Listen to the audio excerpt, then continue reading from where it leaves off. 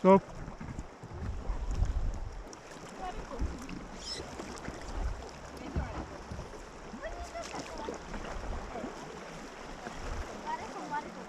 Deci puteți cânta dacă vreți, se înregistrează.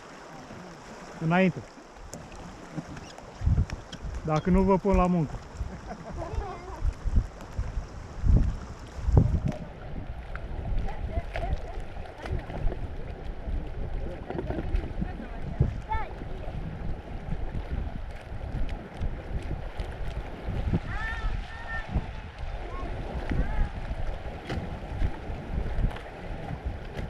Ai piatră în față, Andrei.